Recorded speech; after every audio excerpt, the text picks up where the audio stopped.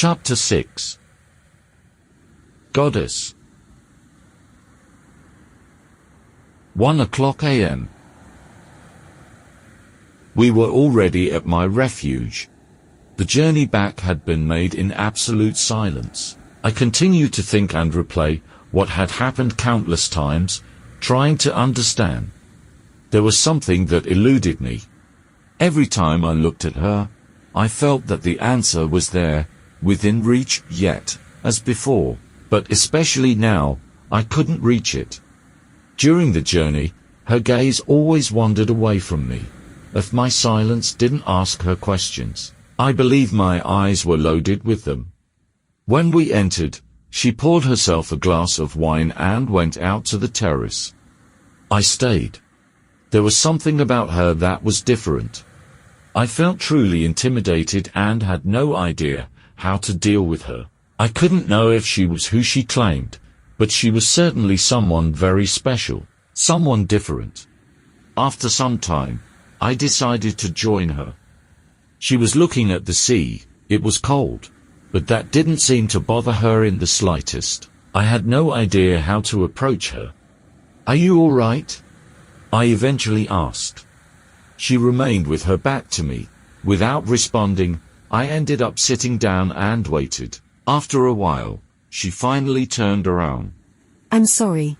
"For what?" "For making you see that." "So why did you do it?" "Because your curiosity about me was for what you see, a woman, for gracefulness, for my demeanor.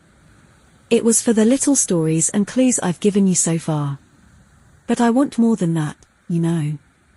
I want you to listen to what I'm going to say, not with a childlike curiosity, but with ears to hear. I want you to pay attention to the words and not to get distracted. I want you to understand that what I'm going to tell you may be the truth, and if it is, you'll be the first person to hear it in a long time. I want you to write it down. I want you to pass it on." Was that what you meant when you said your presence wasn't without interests? "Yes." "And why?"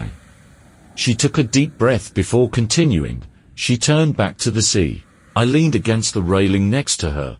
She took another small sip of wine and continued. "You know, I'm tired. Tired of seeing my name erased, of them trying to make me not exist, of being considered a demon, a child killer. It used to amuse me, you know. But not anymore. Enough is enough." I kept my silence, not knowing what to say to her. I felt her sadness, and I could only stay there. Supportive, my presence was a sign that I respected her, and that I was with her, whether I believed her or not. And even though I knew that my belief wasn't important to her, it seemed that my presence was. I felt the dampness of the night seeping into my skin, to the bones, and she was there only in a light dress. I took off my coat to put it around her back. She took advantage of my movement and nestled into my arms. "Don't think. Don't ask, just hold me."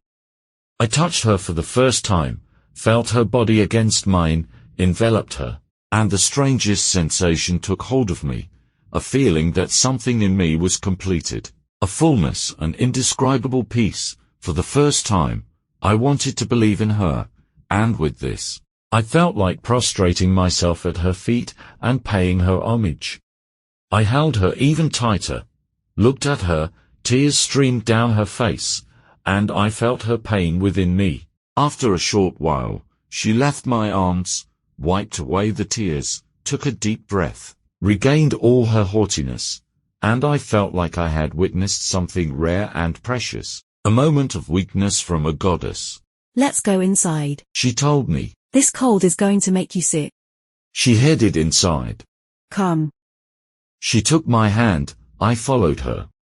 She sat on the couch and made me sit next to her. "I know you have many questions. I know what you were going to ask me, but now I have a request. Can I?" "If it's something I can do." "This you can. For today, for now, just be my friend. Keep me company. No questions, no gods or demons, no world. Can you do that?" "I can." And with that, she laid down on the couch, snuggling into my lap. "Thank you." I stroked her hair as she drifted off to sleep. After some time, I also felt almost asleep.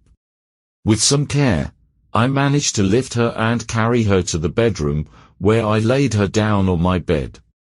Then I went to the terrace. I smoked a cigarette and let my questions dissolve in the smoke. Finally, I laid down on the couch and felt the lethargy of sleep invading me.